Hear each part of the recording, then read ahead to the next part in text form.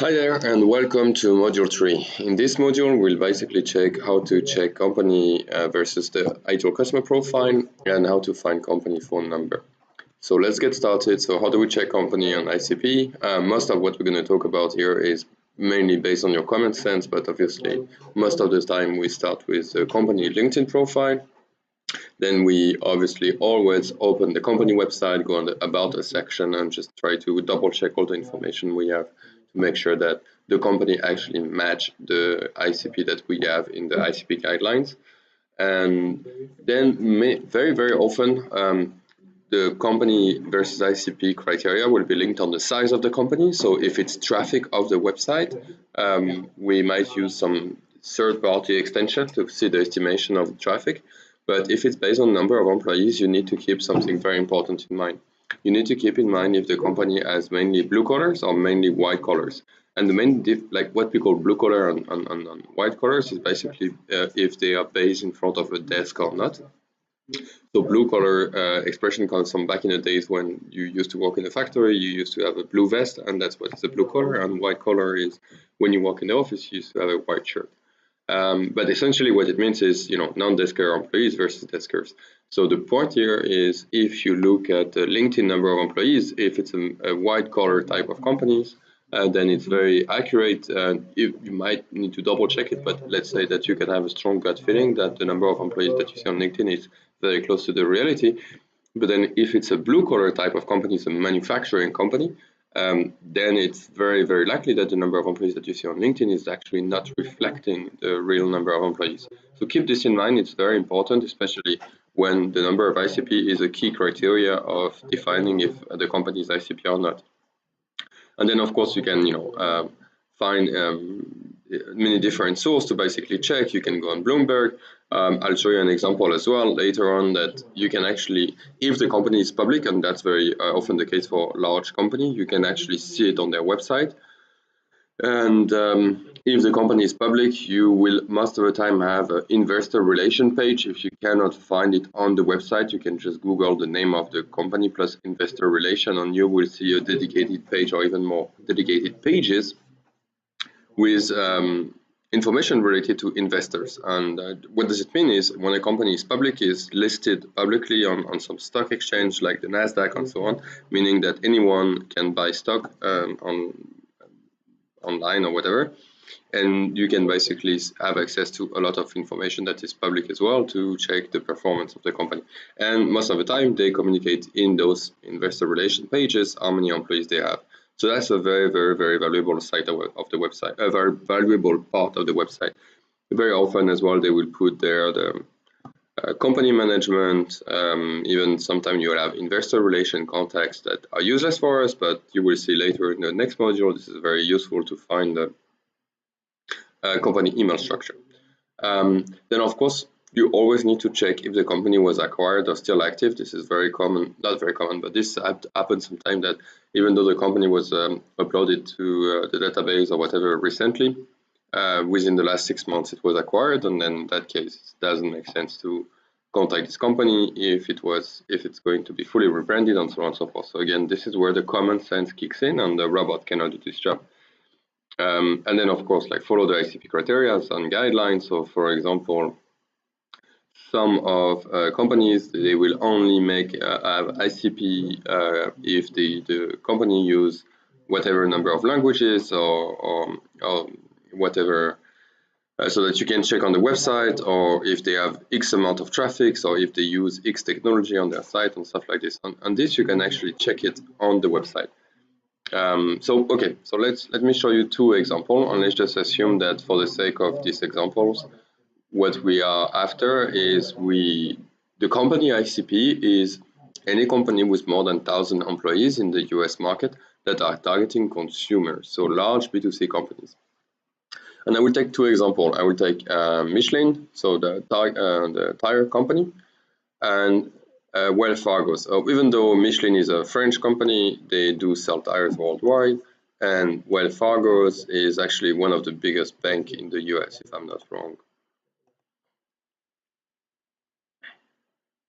Good. So the first thing I check is, well, the number of employees. So here on LinkedIn, they have over 200,000. That's actually a new feature here, just probably recent. We can see that they are public already because there is the stock price here. So that's kind of very interesting. Yeah, so perfect. I think at the first glance, they look like an ICP. I will still double check on their website. It looks like a B2C company because they have personal and so on and so forth.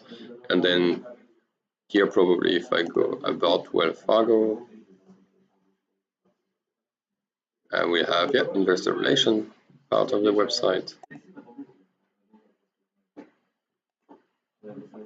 And maybe somewhere here, let's say there is, okay, investor relation number. This is not very relevant.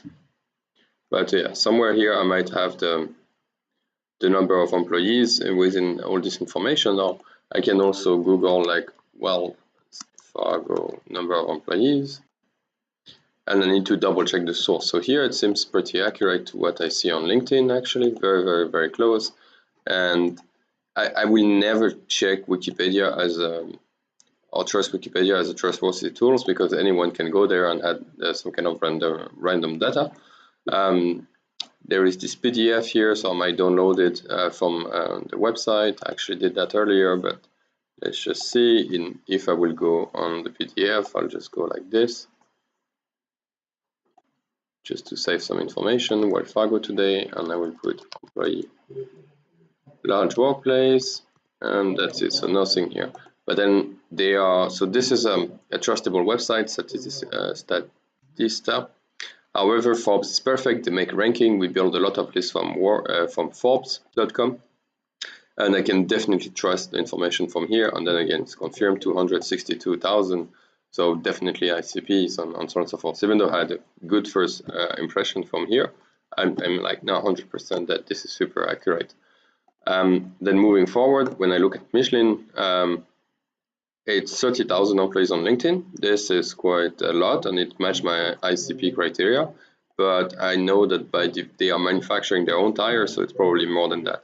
Luckily, they actually put the number of employees here on their LinkedIn profile about, so I can already see the difference. And that's a really good example of a blue collar versus white collar company, where you see that not even 30% actually of all the employees are on LinkedIn.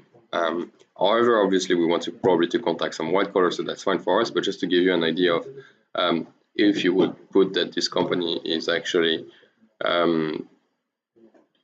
like 30,000 employees, this is not correct, and there are definitely 10,000 plus employees. So just need to double check this to make sure that you actually check that they are right ICP, and then let's just pretend that they will not have this on their LinkedIn. I will still go to their website, I check, yeah, this looks like a consumer company, I don't know them, and then, okay, now the website is in French, but if I will go,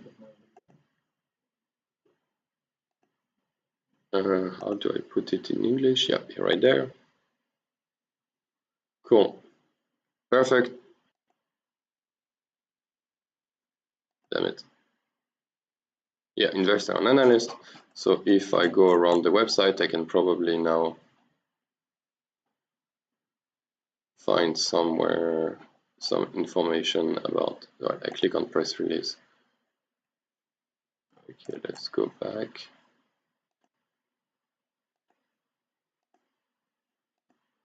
Michelin. Yeah, key figures. So good. So probably somewhere here.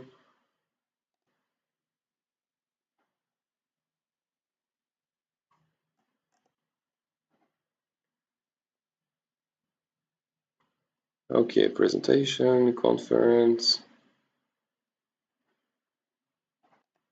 Yep. Some data from here. So it's more about the sales. So if I go back here.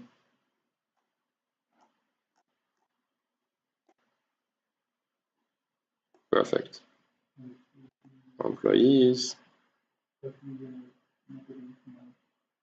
Blah, blah, blah. And yeah, again, so what was written on LinkedIn is pretty accurate, but here I can confirm. So again, I took some time to double check it, but just for the sake of the example, but here I did that, and at the same time I checked this, and you have the example of blue collar versus white collar. Then we check if the company was acquired or still active, so it's clearly indicated that those companies are still active and not acquired. And then, for example, I will show you here on a type of technology we use to see the traffic. So Wells Fargo's is probably a better example because they might have some consumers going to their website more than Michelin. It's okay. So let's open the website. And now let's just say that we will have some criteria on the number of visits they get. I will use this type of extension and see, okay, they get an estimated, wow, this is huge, of 139 million visits per month. They are the top 39 most visited website in the US and number 2 in terms of financial banking. So that's definitely like a large company. And if they would have, let's say, a criteria that the only companies that have more than, I don't know, 1 million visits per month are ICP, then they are definitely ICP. And then let's just say that if they will have some technology criteria, I will use this other extension called Datanize.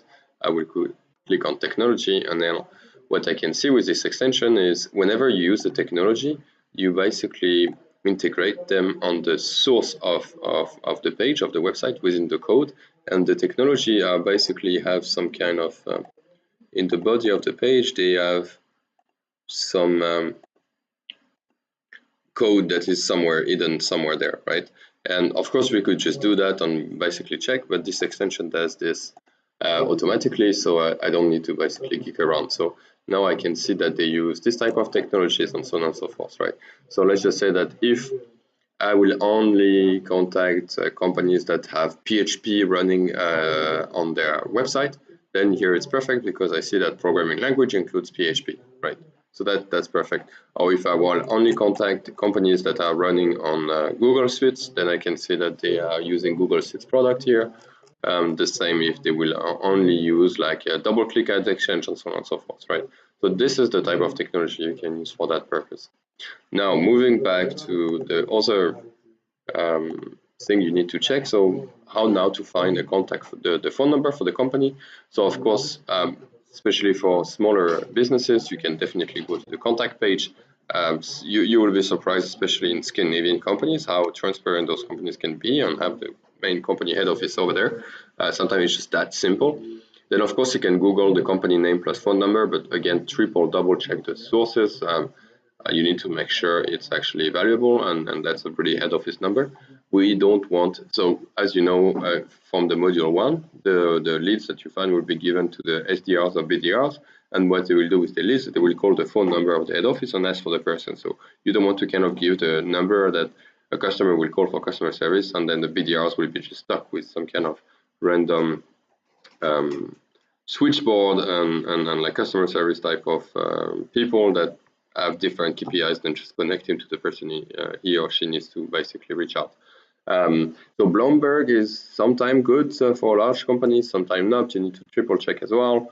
When you are looking at e-commerce websites, especially smaller companies, by default, they need to put the contact details in the terms and conditions or privacy page of their website. So I will always go there for sure. So for example, I'll share some example afterwards, and then Google the legal name of the company. So it's the same. You in the private page, you can see that the company is called like whatever company name with LTD, which is limited company, and then you can find them in the country legal registry and find the phone numbers. But really, most of the time, what we do is we use third-party tools, so mainly Clearbit and Datanize. So Clearbit, we have a premium access for this. So once you're in the team, we'll share some the login details. And Datanize is a free extension that you can download just by clicking on this link from the presentation and have the phone number. So just to show you how it works, to get the main or head office phone number, you basically need to go here and you can just get it from there, right? So this is perfect.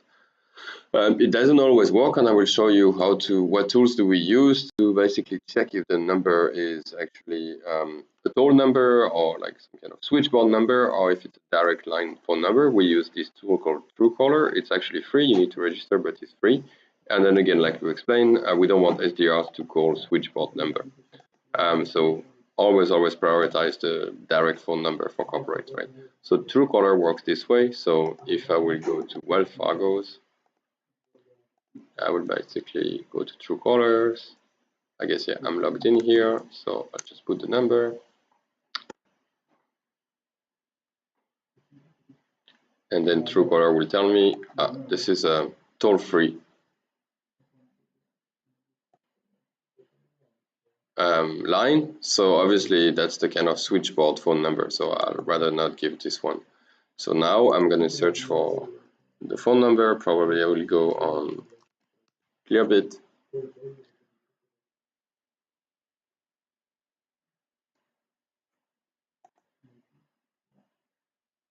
And try to find the head office, so you can go to demo and then put, oops, yeah, I need to put the domain, not the phone number. Great, they give me some information. That's super cool. We have all this information in the CRM. It's possible to synchronize Clearbit and whatever CRM you're using.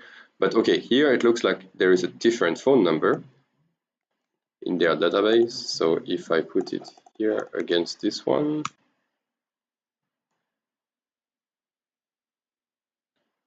great, it looks like a fixed line. Great, this is perfect. Truecaller is actually a peer-to-peer database, so if I have Truecaller on my phone, I share all the contacts on my phone and I can access everyone who is using Truecaller. So here there is this contact written. It's not 100% accurate, sounds like some kind of service center, I'm not too sure. So what I will do is I will actually click on here and see where it is on Google Map. And seems like it's in Minneapolis, United States. And I will see what kind of company is registered here. And they have Wells Fargo's operation centers. Corporate office, so perfect. So this is most likely the head office of Wells Fargo's. We can double check this. Probably, okay, here it's written San Francisco.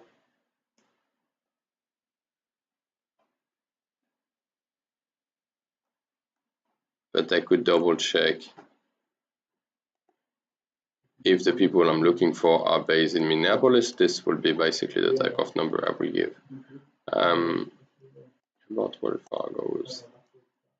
The good thing is it's a direct phone number, so even, and it's for the corporate office, so even if the BDR is calling this number, they will basically talk to a receptionist and not a switchboard, and will be able to get the number of the office that for the person they are looking for. So it's already much better than the numbers that you can find on the website or a toll-free phone number. So basically, yeah, I don't know what type of people we are looking for right now, so it's actually not relevant to look for this. But that's already, if you compare those two tools that I was showing you. So in this tool here, which is sometimes correct, here they give me a toll-free number. And when I use Clearbit, they give me a number which is a direct number of somehow it's written the corporate office of Wells Fargo. So that's pretty useful. And I guess that's it for the module tree. So now you know basically how to check and recognize if a company is ICP or not, and you know where to look for a phone number. So using Datanyze and Clearbit, the extensions and so on and so forth, right? So now you just need to complete a small task again to go to the next module, and that's pretty much it. Thank you.